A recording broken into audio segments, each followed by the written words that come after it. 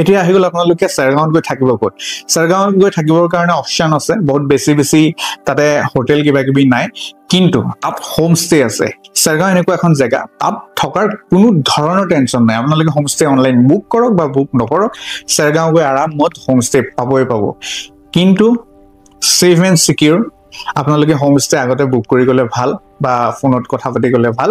মই এটা home stay আপোনালোকক ৰেকমেণ্ড কৰিব পাৰোঁ সেইটো হৈছে ডিকেটি হোম ষ্টে বুলি আছে তাতে সেই হোম ষ্টেটোত কিন্তু আপোনাৰ চাৰ্জ অলপ বেছি হয় ধৰক পাৰ ডে 2000 লাগে আৰু এতিয়া মই আপোনালোকক কৈ দিওঁ আপোনালোকে চেৰগাঁৱত যদি যায় তেনেহ'লে যদি ভাবে যে আমি চেৰগাঁৱত 2-3 দিন থাকিম তেনেকুৱা নহয় একচুৱেলি চেৰগাঁওটো এটা ডেষ্টিনেশ্যন হয় কিন্তু তাৰ যোনটো জাৰ্নি হয় সেইটোহে বহুত বেছি ধুনীয়া